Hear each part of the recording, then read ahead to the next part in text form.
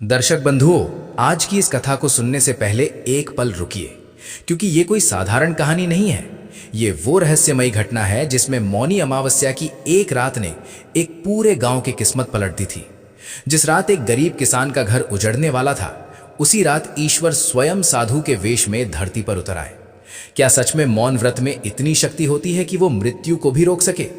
क्या एक पिता की खामोश प्रार्थना अपने भटके हुए बेटों को नरक के द्वार से वापस खींच सकती है? और क्या उस अंधेरी अमावस्या की रात कोई ऐसा चमत्कार हुआ था जिसे आज भी गांव वाले याद करके कांप उठते हैं? अगर आप ये जानना चाहते हैं कि उस रात क्या हुआ, किसका जीवन बचा, किसका अहंकार टूटा और किसका भाग्य हमेशा के लिए बदल गया, तो ये कथा अंत तक जरूर सुनिए, क्योंकि बीच में छोड़ी गई ये कथा अधूरी सच्चाई और अधूरा चमत्कार बनकर रह जाएगी। आज की ये पावन कथा केवल सुनने के लिए नहीं, बल्कि आत्मा से अनुभव करने के लिए है। ये कोई साधारण धार्मिक प्रसंग नहीं, बल्कि वो दिव्य अनुभूति है जो मनुष्य के भीतर छिपे भय, दुख और असंतोष को धीरे धीरे शांत करने की क्षमता रखती है। मौनी अमावस्या का व्रत केवल एक परंपरा नहीं, बल्कि संयम, मौन और आत्मशुद्धि का ऐसा मार्ग है जहां शब्द नहीं, बल्कि भाव ईश्वर तक पहुंचते हैं। कहा जाता है कि इस दिन श्रद्धा से किया गया व्रत और कथा श्रवण जन्मों के संचित कष्टों को हल्का कर देता है और मन को भीतर से निर्मल बनाता है। जब जीवन की भागदौड़ हमें थका देती है, जब विचारों का शोर हमें बेचैन कर देता है, तब मौन ही वो सेतु बनता है जो हमें आत्मा की शांति तक पहुंचाता है। मौनी अमावस्या की कथा इसी मौन की शक्ति को प्रकट करती है। ये हमें सिखाती है कि धैर्य, विश्वास और आत्मसंयम से किया गया छोटा सा प्रयास भी जीवन की सबसे बड़ी समस्याओं का समाधान बन सकता है। ये कथा ये भी स्मरण कराती है कि हमारे दुख केवल भाग्य का परिणाम नहीं होते, बल्कि कई बार हमारे ही कर्म, हमारी अधीरता और हमारे विचार ही उनके कारण बनते हैं। जब मनुष्य मौन होकर आत्मचिंतन करता है, तब उसे अपने कष्टों की जड़ भी दिखाई देती है और उनसे बाहर निकलने का मार्ग भी। इसलिए इस कथा को सुनते समय मन में संदेह नहीं, बल्कि श्रद्धा और विश्वास का भाव रखें। संभव है कि यही कथा आपके जीवन में वो दीपक बन जाए जो अंधकार में भटके हुए मार्ग को उजाला दिखा दे। वर्षों से चला आ रहा भय, चिंता और मानसिक बोझ धीरे धीरे हल्का होने लगे, क्योंकि ये कथा केवल शब्द नहीं, बल्कि चेतना का अनुभव है। लेकिन दर्शक बंधुओं, एक महत्वपूर्ण बात स्मरण रखें। हमारे शास्त्रों में कहा गया है कि आध्यात्मिक कथा या व्रत यदि अधूरा छोड़ दिया जाए तो उसका फल भी अधूरा रह जाता है। अधूरी कथा उस दीपक के समान है जिसमें तेल तो होता है पर बाती प्रज्वलित नहीं होती।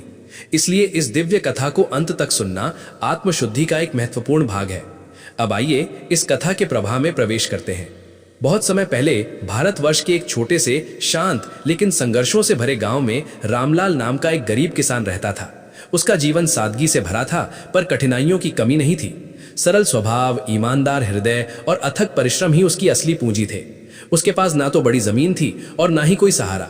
फिर भी वो हर दिन उम्मीद के साथ सूरज के साथ उठता और खेतों की ओर निकल पड़ता। उसकी पत्नी अर्चना गृहिणी थी, जो घर और बच्चों की जिम्मेदारी संभालती थी। उनके 5 छोटे छोटे बच्चे थे, जिनकी मुस्कान ही रामलाल की सबसे बड़ी ताकत थी। रामलाल के पास केवल थोड़ी सी पथरीली जमीन थी। वो दिन रात मेहनत करता, लेकिन प्रकृति जैसे उसकी परीक्षा ले रही थी। कभी सूखा पड़ता तो कभी ओलावृष्टि फसल बर्बाद कर देती। कई बार महीनों की मेहनत एक ही रात में मिट्टी में मिल जाती। उनका घर कच्ची मिट्टी से बना था, जिसकी छत बरसात में टपकती रहती थी। रसोई में अक्सर अनाज खत्म हो जाता और चूल्हा ठंडा पड़ा रहता। फिर भी रामलाल कभी शिकायत नहीं करता। वो हर बार ईश्वर पर भरोसा रखकर दोबारा खड़ा हो जाता। अर्चना माँ होकर बच्चों की भूख देखती तो उसका कलेजा कांप उठता। कई बार वो चूल्हे पर केवल पानी चढ़ाकर बच्चों को बहलाती कि भोजन पक रहा है। बच्चे मासूम थे, वे इंतजार करते रहते, लेकिन पेट की आग उन्हें चैन नहीं लेने देती। रामलाल हर सुबह सूरज निकलने से पहले उठता, नंगे पांव खेतों में जाता और शाम को थका हुआ खाली हाथ लौट आता।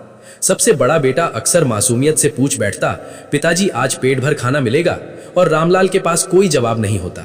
वो बस बेटे को सीने से लगाकर उसकी पीठ थपथपा देता। धीरे धीरे गरीबी ने बच्चों के मन पर भी असर डालना शुरू कर दिया। बड़े बेटे सूरज और चंदू ने देखा कि ईमानदारी केवल मेहनत, अपमान और खाली पेट देती है। उन्होंने गांव के कुछ लड़कों को गलत रास्ते पर जाते देखा और धीरे धीरे वही रास्ता उन्हें भी आसान लगने लगा। एक दिन भूख से मजबूर होकर उन्होंने चोरी की राह पकड़ ली। पहले छोटी छोटी चीजें चुराई, फिर ये आदत बनती चली गई। गांव में चोरी की चर्चा फैलने लगी और लोग शक की नजर से रामलाल के घर को देखने लगे। एक रात रामलाल ने अपने बेटों को चोरी करते रंगे हाथ पकड़ लिया। उस पल उसका दिल टूट गया। उसने कांपती आवाज में उन्हें समझाया, डांटा, रोया और हाथ जोड़कर विनती की कि ये रास्ता छोड़ दो। लेकिन भूख और हालात ने बच्चों की सोच को कठोर बना दिया था। वे मान बैठे थे कि गलत रास्ता ही अब उनका सहारा है। रामलाल रात भर जागता रहा। उसे अपनी परवरिश पर भी दुख हुआ और बच्चों के भविष्य की चिंता ने उसे भीतर से तोड़ दिया। उधर गांव पर अकाल और भय की काली छाया और गहरी हो गई। छोटे बेटे की तबीयत बिगड़ने लगी। दवा और भोजन के लिए घर में एक भी पैसा नहीं था।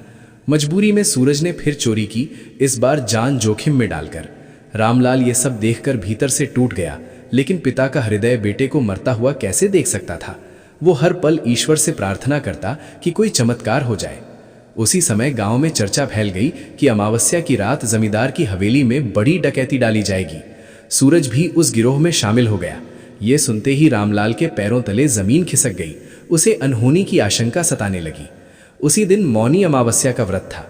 रामलाल ने मौन धारण किया और पूरे दिन भगवान विष्णु का ध्यान करते हुए मन ही मन प्रार्थना की कि हे प्रभु, मेरी परीक्षा ले लो, मेरे प्राण ले लो, लेकिन मेरे बच्चों को पाप के रास्ते से बचा लो।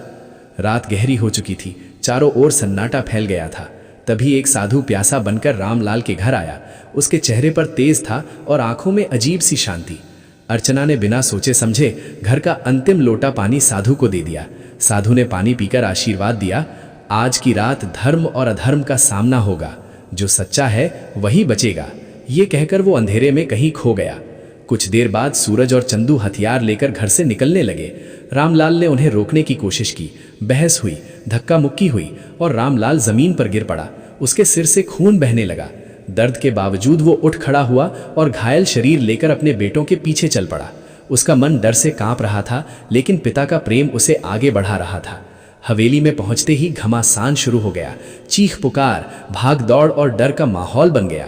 तभी अचानक आकाश में तेज दिव्य प्रकाश फैल गया। पूरा अंधकार जैसे एक पल में चीर दिया गया हो। उसी क्षण एक गंभीर और गूंजती हुई आवाज आई, ठहरो। सभी लोग सहम गए, हथियार हाथों से गिरने लगे। वही साधु दिव्य रूप में प्रकट हुआ। उसके चारों ओर प्रकाश का तेज था और चेहरे पर करुणा की झलक। उसने सबको देखा, रामलाल के आंसुओं को देखा और बच्चों के भय को महसूस किया। उस क्षण सभी को समझ आ गया कि ये कोई साधारण मनुष्य नहीं, बल्कि ईश्वर का संदेशवाहक है। और मौनी अमावस्या की उस रात केवल एक परिवार नहीं, बल्कि पूरे गांव का इतिहास बदलने वाला था।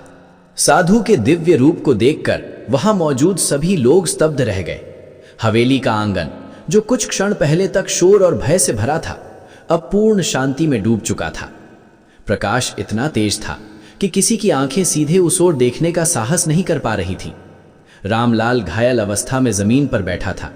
उसकी आंखों से आंसू बह रहे थे, लेकिन उसके मन में एक अजीब सी शांति उतर आई थी।